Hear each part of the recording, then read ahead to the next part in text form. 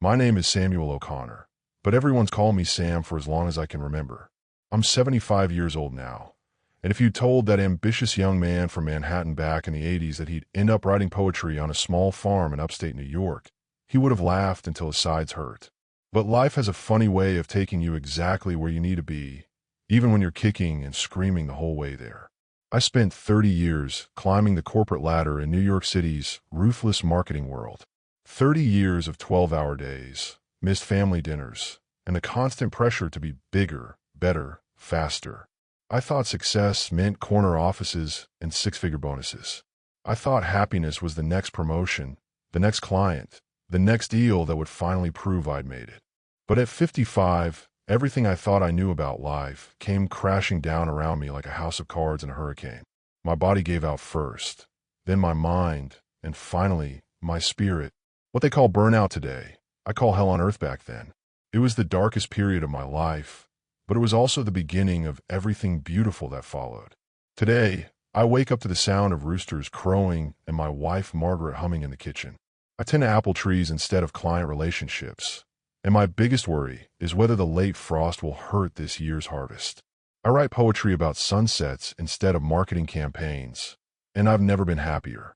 This transformation didn't happen overnight, and it sure wasn't easy, but every struggle, every tear, every moment of doubt led me to this place of peace. If there's one thing I've learned in my 75 years, it's that sometimes you have to lose everything to find what really matters.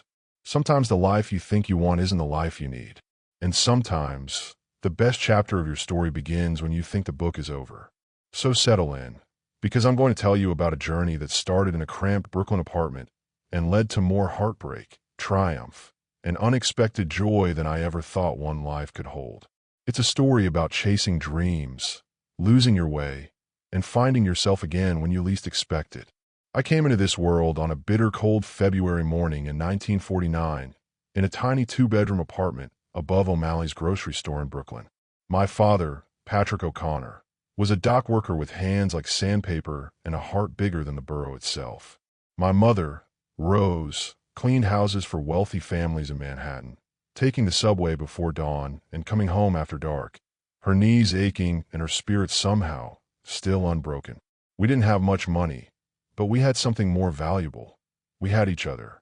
Our apartment smelled like my mother's Irish stew and my father's pipe tobacco. The walls were thin, so we could hear Mrs. Kowalski practicing violin upstairs and the Rodriguez family arguing in Spanish downstairs. It was noisy and cramped, but it was home. My earliest memory is sitting on the fire escape with my father on summer evenings, watching the sun set behind the Manhattan skyline. He'd point to those glittering towers and tell me stories about the important people who worked there. Someday, Sammy, he'd say, you'll be one of those important people. You'll wear a fancy suit and work in one of those big buildings. Even at 5 years old, I could hear the longing in his voice, not for himself, but for me. School came easy to me. While other kids struggled with reading, I devoured books like they were candy. I loved stories about adventure, about people who started with nothing and became something great. My third-grade teacher, Mrs. Henderson, was the first person outside my family to tell me I was special. She'd keep me after class to give me extra books to read, advanced math problems to solve. She saw something in me that I couldn't see in myself yet. But it wasn't all books and dreams. Brooklyn in the 50s was tough, and I learned to use my fists as much as my brain. There was Tommy Marconi, who thought picking on the smart kid would make him look cool. I put up with his bullying for months until one day, something inside me snapped. I gave him a black eye that lasted 2 weeks, and he never bothered me again. That was my first lesson in standing up for myself, a lesson that would serve me well in the corporate world decades later. My parents worked themselves to the bone to give me opportunities they never had. When I was 10, my mother started taking in extra laundry to pay for piano lessons. I hated those lessons at first, wanted to be outside playing stickball with the other boys. But Mrs. Chun, my piano teacher, was patient and kind. She taught me that creating something beautiful required discipline, practice, and patience. I didn't know it then, but those lessons were about more than music. They were about life. The neighborhood was changing as I grew up. New families moved in, old ones moved out. Some went to the suburbs, chasing their own version of the American dream. But my parents stayed put, investing every penny they earned into my education instead of a bigger apartment or a car. They believed in me with a fierce intensity that both inspired and terrified me. By the time I was in high school, I was determined to make their sacrifices worthwhile. I studied harder than anyone I knew, participated in debate team, wrote for the school newspaper, and worked weekends at the local hardware store to help with family expenses. Sleep was a luxury I couldn't afford, but I was young and driven, fueled by my parents' dreams and my own burning ambition. The day I graduated valedictorian, I saw my father cry for the first time. He stood there in his only suit, the one he wore to church and weddings, tears streaming down his weathered face. "You did it, son," he whispered, hugging me tight. "You're going to be somebody." In that moment, I felt the weight of their hopes and dreams settling on my shoulders like a heavy coat. Getting into Columbia University felt like winning the lottery. The scholarship covered most of my tuition, but I still worked 3 jobs to pay for books, food, and the subway rides back to Brooklyn to see my parents every weekend. I was studying business administration, convinced that understanding money and markets was my ticket to the success my father had dreamed of for me. College was a shock to my system.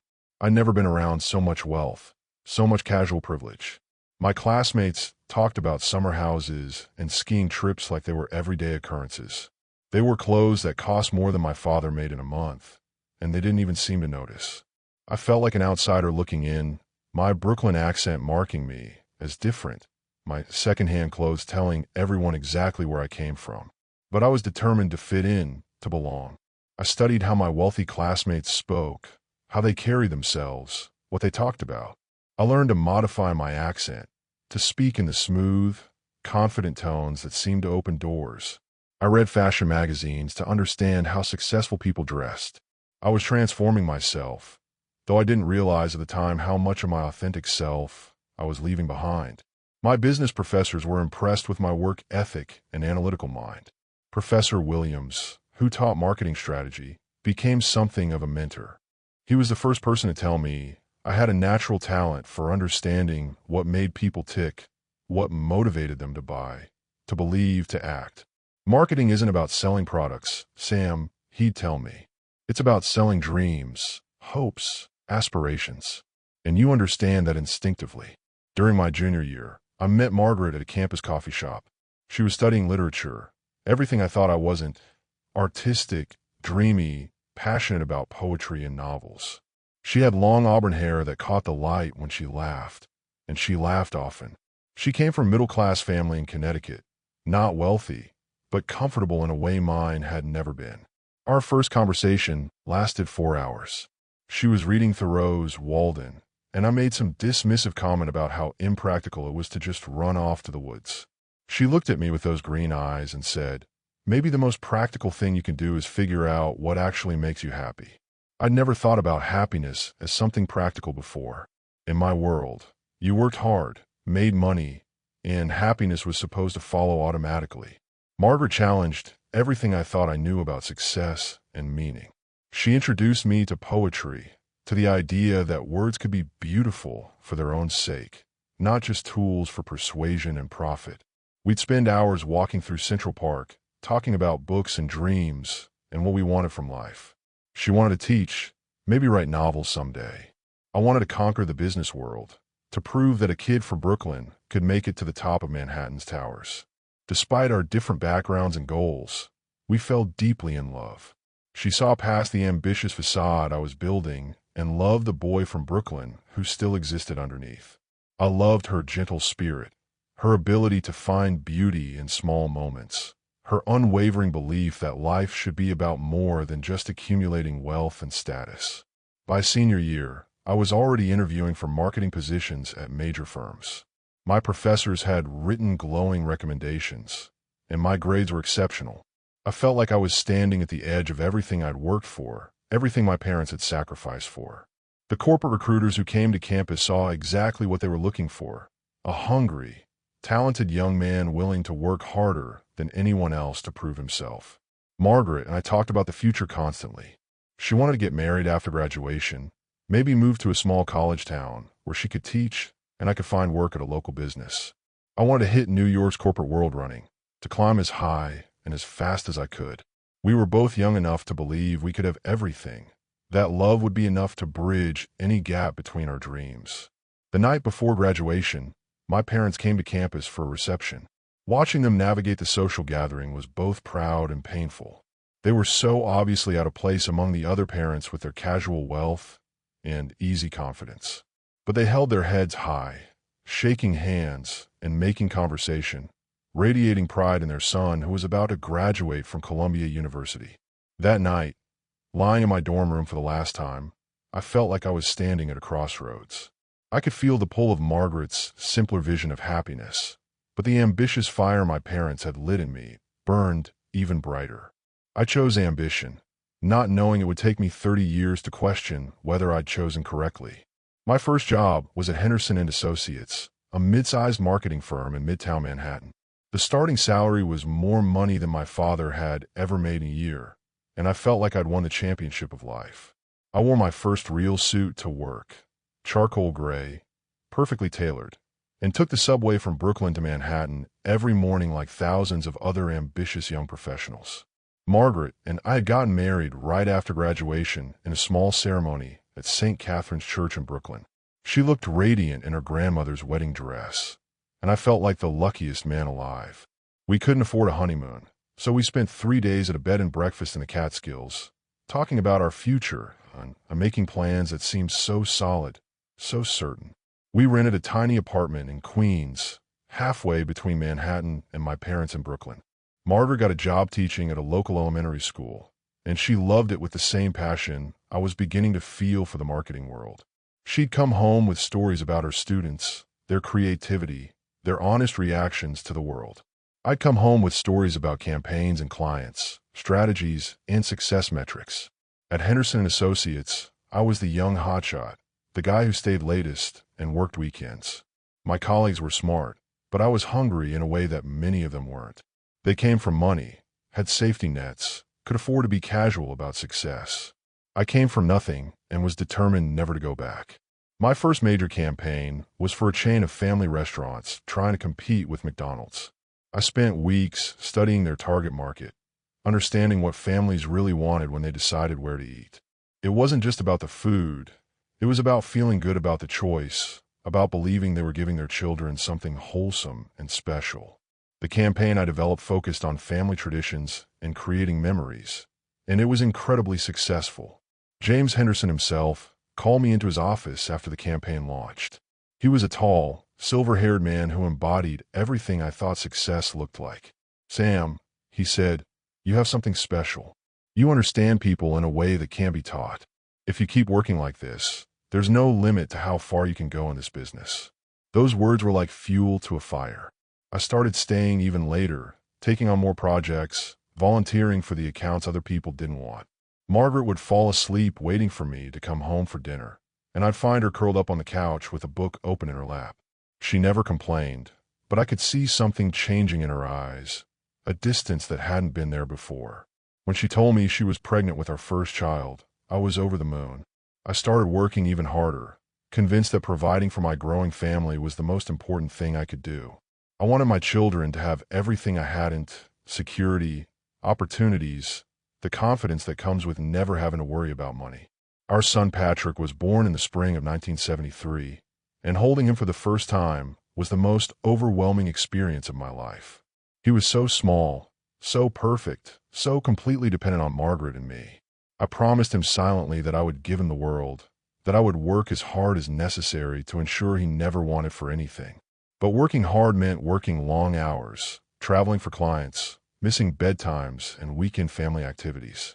Margaret was essentially raising Patrick alone, and I could see the toll it was taking on her. She'd married a man who talked about dreams and literature in Central Park, and now she was living with a stranger who talked about market share and quarterly projections. My success at Henderson was undeniable. Within 3 years, I was promoted to senior account manager, then to director. My salary had tripled, and we moved to a larger apartment in a better neighborhood. I bought Margaret a car, enrolled Patrick in the best preschool we could find, and felt like I was winning at life. But late at night, when I finally made it home from the office, I'd sometimes find Margaret sitting at the kitchen table with a cup of tea and one of her poetry books. She'd look up at me with those green eyes, and for just a moment, I'd remember the young man who had fallen in love with her gentle spirit and her belief that life should be about more than accumulation and achievement. "Do you ever think about what we talked about in college?" she asked me one night. "About what really makes people happy." I was too tired, too focused on the next day's client presentation to really hear what she was asking. "We're building something good here, Margaret," I told her. "Everything we're doing is for Patrick, for our family." She nodded and went back to her book, but I could feel the weight of her disappointment. I told myself that she'd understand eventually, that when we had enough money saved, enough security built up, we'd have time for poetry and long conversations about life's meaning. I was building our future, even if it meant sacrificing our present. By 1978, I had everything I thought I'd ever wanted. I was a vice president at Henderson & Associates, pulling down a six-figure salary that would have seemed impossible to that kid from Brooklyn. We'd moved to a beautiful house in Westchester, complete with a white picket fence and a yard where our two children, Patrick, now 5, and our daughter Sarah, born in 1975, could play safely. Margaret had quit teaching to focus on raising the kids, though I could tell part of her missed the classroom. She threw herself into motherhood with the same passionate intensity she'd once reserved for literature. She read to the children every night, took them to museums and parks, created a warm, loving home that was everything I'd dreamed of providing for my family. But success came with a price I hadn't fully understood when I was climbing toward it. The higher I rose in the company, the more hours I worked, the more pressure I felt to maintain and exceed my performance. I was traveling constantly, Chicago one week, Los Angeles the next, sometimes gone for days at a time working with major clients who demanded constant attention and perfect results. The marketing world in the late 70s was brutal and competitive. It wasn't enough to be good. You had to be exceptional, innovative, always one step ahead of your competitors. I developed a reputation as the guy who could salvage impossible accounts, who could find the emotional hook that would make consumers connect with any product or service. My colleagues respected me, my clients trusted me, and my boss saw me as his eventual successor. At home, I was becoming a stranger to my own family. Patrick would show me his drawings when I came home from work, and I'd nod and smile while mentally reviewing the next day's meetings. Sarah learned to walk while I was in Detroit working on an automotive account, and I only saw it happen in a Super 8 film Margaret had taken. These moments, precious, irreplaceable moments, were slipping by while I chased bigger accounts and higher commissions. Margaret tried to bridge the growing gap between us. She planned special dinners when I wasn't traveling, suggest weekend trips to the mountains, ask about my work, and try to show genuine interest in my campaigns and strategies. But I was always distracted, always thinking about the next project, the next deadline, the next opportunity to prove myself. Our third child, Michael, was born in 1979, and our fourth, Jennifer, followed in 1981. The house filled with the sounds of children laughing and playing, but I felt increasingly like a visitor in my own home. I was providing for them financially better than my father had ever been able to provide for me, but I was failing them in ways I couldn't even see yet. The breaking point came during Christmas of 1982. I'd promised the family I'd be home for the holidays, that we'd have a real Christmas together without work interruptions. But on December 23rd, our biggest client called with a crisis that demanded immediate attention. Their holiday campaign was falling flat, and they needed a complete strategy overhaul before the new year. I told Margaret I had to go to the office, that I'd be back in time for Christmas Eve dinner. She looked at me with an expression I'd never seen before. Not anger, not disappointment, but something worse. Resignation. "Of course you do, Sam," she said quietly. "There's always something more important than being here." I worked through Christmas Eve and most of Christmas Day, completely absorbed in fixing the client's campaign. When I finally came home on Christmas evening, exhausted but victorious, I found Margaret cleaning up the remnants of the Christmas dinner I'd missed. The children had opened their presents without me, had Christmas dinner without me, had created memories that I wasn't part of. "I saved you a plate," Margaret said, her voice carefully neutral. She heated up the turkey and stuffing while I sat at the kitchen table, finally understanding what my single-minded pursuit of success was costing us. But even in that moment of clarity, I couldn't quite let go of the pride I felt in solving the client's problem. and being the person they called when everything was falling apart. That night, lying in bed next to Margaret, I promised myself I'd find a better balance. I'd work smarter, not harder. I'd delegate more, travel less, be more present for my family. But by January, I was back to my old patterns, chasing the next promotion, the next big account, the next milestone that would prove I'd truly made it. Looking back now, I can see that I was addicted, not to drugs or alcohol, but to achievement, to the rush of solving impossible problems and exceeding impossible expectations. And like any addiction, it required more and more to achieve the same high, leaving less and less room for everything else that mattered. In 1985, James Henderson called me into his corner office with the floor-to-ceiling windows overlooking Manhattan. At 36, I was about to become the youngest senior vice president in the company's history. The promotion came with a salary that put us firmly in the upper middle class, a corner office of my own, and the kind of respect in the industry that I'd dreamed about since college. "Sam," Henderson said, shaking my hand, "you've earned this. You're the best marketing mind I've ever worked with, and frankly, you're the future of this company."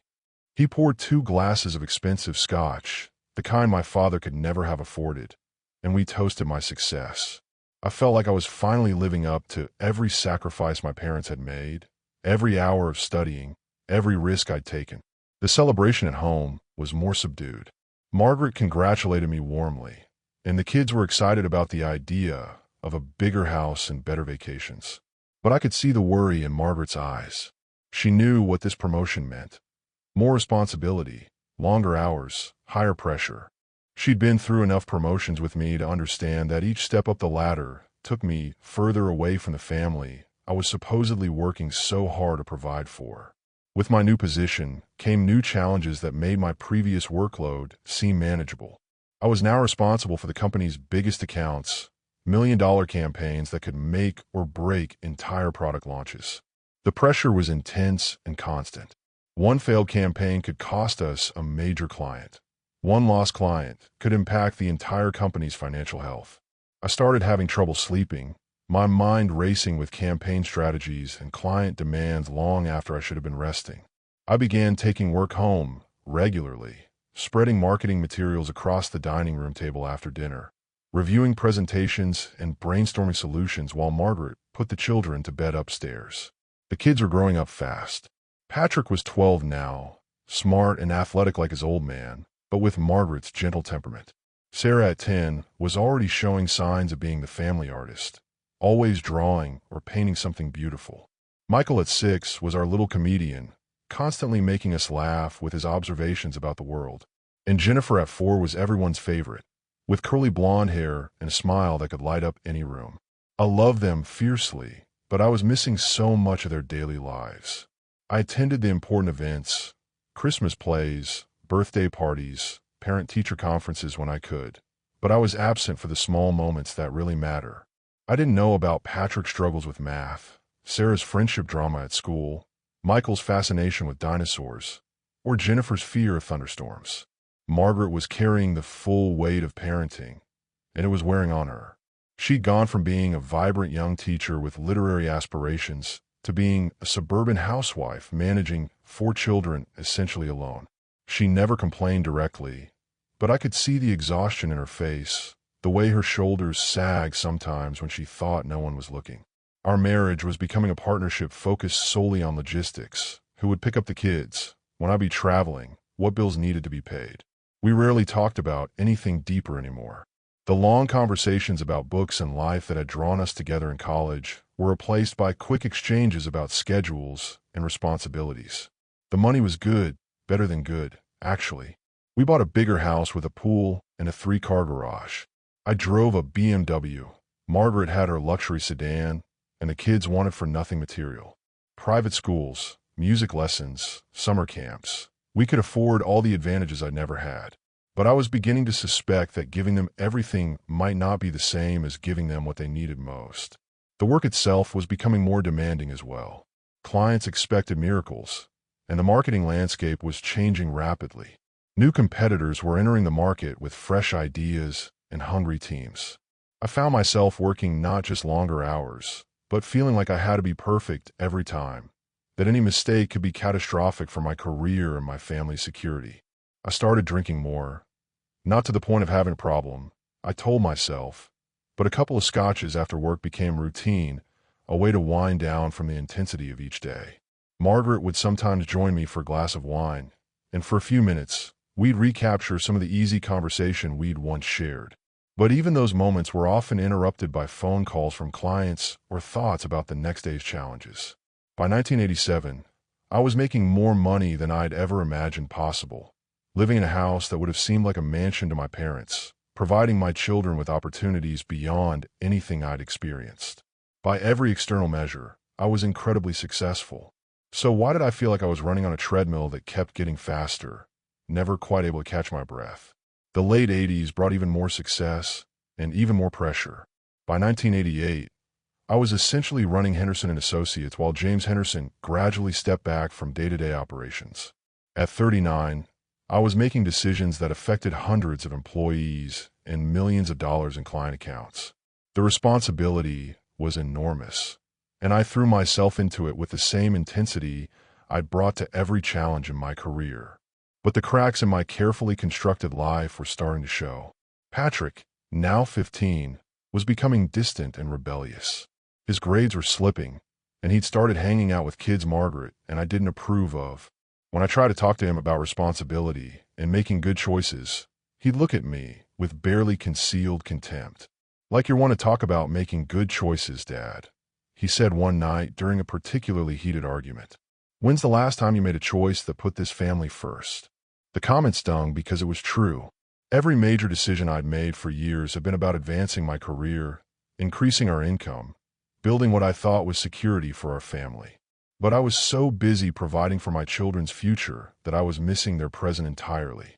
Sarah, now 13, was dealing with typical teenage struggles, but I only learned about them secondhand from Margaret. She was having trouble with mean girls at school, questioning her appearance, struggling with self-confidence issues that broke my heart when I finally heard about them.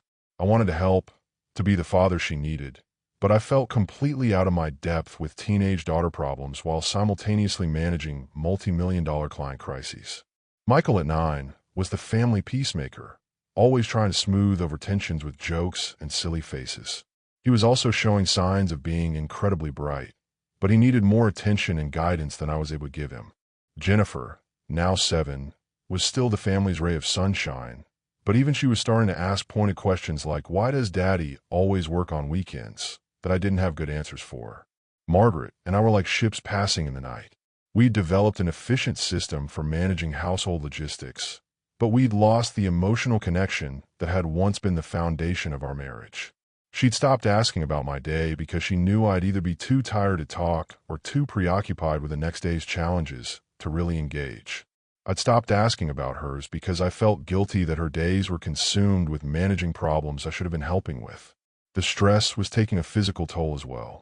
I developed chronic headaches and digestive problems that my doctor attributed to stress and irregular eating habits.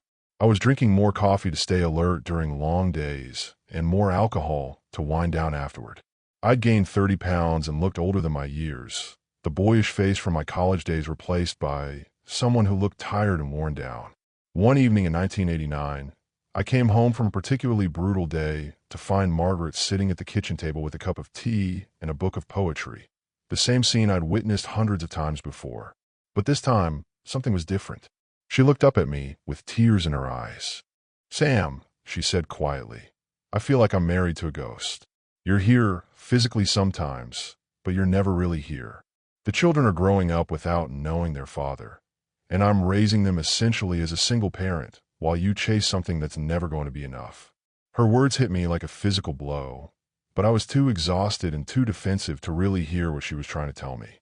"Everything I do is for this family," I said, the same argument I've been making for years.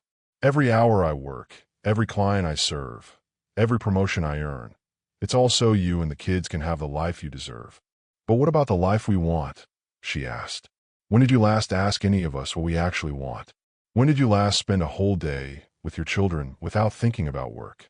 When did you last look at me and see the woman you fell in love with instead of just the person who manages your household?"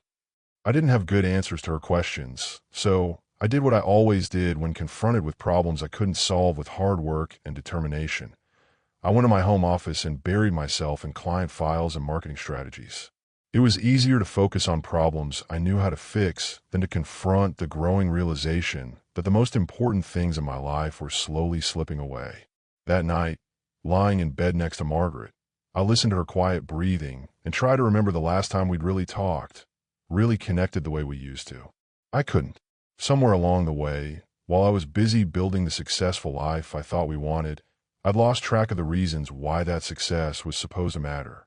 The early 90s brought new challenges that pushed my already strained life to the breaking point. The recession hit the marketing industry hard, and several of our major clients cut their advertising budgets drastically. James Henderson was talking about early retirement, and everyone knew I was being groomed to take over the company. The pressure to not just maintain our success, but to grow it during difficult economic times was overwhelming. I was working 70-hour weeks regularly, often spending entire weekends at the office. The phrase work-life balance was starting to appear in business magazines, but it seemed like a luxury I couldn't afford. Too many people depended on me, my employees, my clients, my family's financial security. I told myself I was being responsible, that I was doing what needed to be done. Patrick was now in college, studying business at NYU. Our relationship had never recovered from his teenage years, and our conversations were polite but distant. He was making good grades and staying out of trouble, but I felt like I barely knew my own son.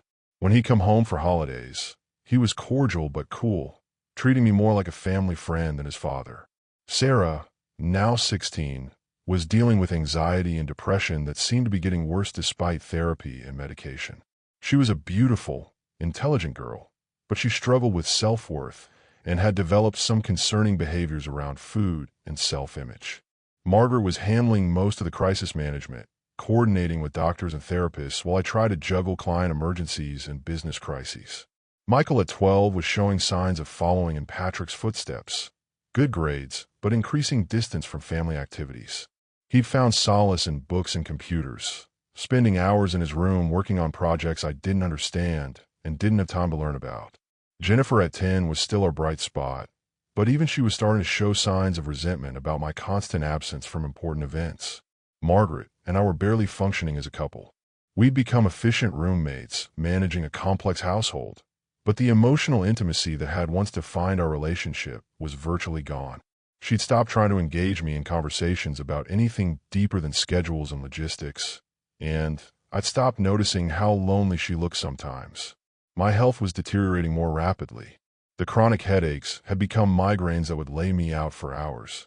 My blood pressure was elevated, and my doctor was talking about medication and lifestyle changes I didn't have time to implement. I was living on coffee, antacids, and determination, telling myself I'd focus on my health once I got through the current crisis. Except there was always another crisis waiting. The wake-up call came in the spring of 1993. I was in the middle of a crucial presentation to our biggest client when I suddenly couldn't remember what I was supposed to say next. The words just disappeared from my mind, and I stood there in front of 12 executives feeling completely blank. I managed to recover and finish the presentation, but afterward, I locked myself in my office and couldn't stop my hand from shaking. That evening, I tried to explain to Margaret what had happened, how terrifying it was to suddenly feel like my mind wasn't reliable anymore. She listened with the same concerned expression she wore when dealing with Sarah's problems or Michael's struggles, and I realized she was treating me like another child who needed managing rather than her partner and equal. "Sam," she said gently, "your body is trying to tell you something. You've been running on empty for years, and it's catching up with you. Maybe it's time to consider that there might be other ways to live, other ways to define success." But I wasn't ready to hear that message yet. Instead of slowing down, I doubled down. I started taking supplements to improve my memory and focus. I hired a personal trainer to work out at 5 in the morning before work. I convinced myself that what I needed wasn't less stress, but better stress management. I was still trying to solve the problem with more effort and discipline rather than addressing the fundamental issue. The company was doing well financially, despite the economic challenges. My strategies were working, our clients were mostly satisfied, and the team I'd built was exceptionally talented. But I felt like I was holding it all together through sheer force of will, and I was starting to worry about what would happen if that will ever faltered. Late at night, when I couldn't sleep because my mind was racing with tomorrow's challenges, I sometimes wondered if this was what my parents had really wanted for me when they dreamed of me working in those Manhattan towers. They'd wanted security and respect for their son, but they'd also wanted him to be happy. I wasn't sure I remembered what happiness felt like anymore. By 1995, I was 46 years old and running Henderson Associates. James had finally retired, and I'd achieved everything I'd ever thought I wanted. The corner office, the impressive title, the salary that would have seemed impossible to that kid for Brooklyn. But instead of feeling triumphant, I felt like I was drowning in responsibilities and expectations that kept growing no matter how much I accomplished. The business was thriving under my leadership. We'd weathered the recession better than most of our competitors, and I'd built a reputation in the industry as someone who could turn around struggling campaigns and manage difficult clients. But the pressure was relentless. Every day brought new fires to put out, new crises to manage, new impossible deadlines to meet. My family life had reached a critical point. Patrick had graduated from college and taken a job in Chicago, partly because of professional opportunities, but partly, I suspected, to put distance between himself and his workaholic father. Sarah was struggling through her senior year of high school, dealing with anxiety that seemed to be getting worse despite everyone's best efforts. Michael was 15 and had essentially given up trying to connect with me, while Jennifer at 12 was starting to show signs of the same emotional distance that characterized my relationships with all my children. The physical symptoms I'd been ignoring for years were getting impossible to dismiss. The migraines were coming more frequently and lasting longer. I developed a tremor in my hands that I tried to hide during client meetings. My sleep was fitful when I could manage to sleep at all, and I was relying on an increasing combination of caffeine during the day and alcohol at night just to function. Margaret and I were living like polite strangers. We'd perfected the art of managing household logistics without really communicating about anything that mattered. She handled the children's problems, the social obligations, the day-to-day crises, while I focused on keeping the business running and the money coming in. We rarely argued anymore, which should have felt like peace, but instead felt like the absence of any real connection. The breaking point came on a Tuesday morning in October 2004. I was 55 years old, sitting in my corner office reviewing a campaign proposal for a major automotive client. The numbers weren't adding up, the creative concept wasn't working, and I had to present the whole thing to the client in 2 hours. As I stared at the documents, trying to find a solution to what seemed like an unsolvable problem, something inside me simply broke. It started with chest pain, sharp, stabbing pain that made me think I was having a heart attack. My vision started to blur, and I couldn't catch my breath. But worse than the physical symptoms was the complete mental shutdown that followed. I sat there at my desk, surrounded by the trappings of success I'd spent my entire adult life accumulating, and I couldn't make my brain work anymore. My assistant called 911, and I spent 3 hours in the emergency room being tested for heart problems, stroke, any physical explanation for what had happened. But all the tests came back normal. The doctor, a kind woman about Margaret's age, sat down next to my hospital bed and explained that I'd experienced a severe panic attack brought on by chronic stress and exhaustion. "Mr. O'Connor," she said, "your body is shutting down. You've been running on adrenaline and willpower for so long that your nervous system doesn't know how to function normally anymore. If you don't make some serious changes, I mean serious, dramatic changes, to your lifestyle and stress levels, what happened today is going to keep happening. And eventually, your body won't be able to recover." Margaret came to the hospital, and for the first time in years, I saw a real fear in her eyes. Not fear of what would happen to our finances or our lifestyle, but fear of losing me. She held my hand while the doctor explained about burnout, about the physical and mental toll of chronic stress, about the need for immediate and significant life changes. That night, lying in our bed at home, I finally admitted what I'd been refusing to acknowledge for years. I was miserable. Despite achieving every goal I'd set for myself, despite building the successful life my parents had dreamed of, despite providing my family with more security and advantages than I'd ever had, I was profoundly, desperately unhappy. "Margaret," I said, my voice barely above a whisper, "I don't know who I am anymore. I don't know how to be anything other than someone who works all the time. I don't know how to be a husband or a father or just a person who enjoys being alive." She was quiet for a long time, and I thought she might have fallen asleep. Then she turned to face me in the darkness. "Sam," she said, "I've been waiting for you to say that for 20 years. I've been waiting for you to realize that the life you built isn't actually living." 20 years have passed since that October morning when my body and mind finally said enough. 20 years since I walked away from Henderson and Associates, sold our house in Westchester, and moved with Margaret to this small farm in upstate New York. 20 years of learning to live instead of simply achieving, of discovering that happiness isn't something you earn through hard work and success. It's something you choose, moment by moment, day by day. The transition wasn't easy. It took months for my hands to stop shaking, for my mind to stop racing with marketing strategies and client concerns. It took years to rebuild relationships with my children that had been damaged by decades of benign neglect. Patrick and I are close now, though it took him a long time to trust that I'd really changed. Sarah overcame her struggles and became a therapist who helps other young people find their way. Michael became a software engineer and shares my love of poetry. Jennifer is married now with children of her own, and she brings them to visit the farm regularly. Margaret and I fell in love again, not with who we'd been, but with who we became when we stopped pretending that external success was the same as internal fulfillment. She started writing again, publishing 2 collections of poetry that capture the beauty of rural life and the wisdom that comes from starting over in middle age. I write too now, though I'm still learning to trust that words can be valuable even when they're not trying to sell something. This morning, like every morning for the past 20 years, I woke up to the sound of roosters and the smell of coffee brewing in our kitchen. I walked through our apple orchard, checking on the trees that will give us fruit later this year. I fed the chickens, collected eggs, and watched the sunrise paint the mountains in colors that no marketing campaign could ever capture. The boy from Brooklyn who dreamed of Manhattan's towers got exactly what he thought he wanted, and it nearly killed him. The man I am now understands that the most successful life isn't the one with the most achievements. It's the one lived with the most presence, the most genuine connection, the most moments of simple joy and authentic peace. If there's one thing I want people to understand from my story, it's this.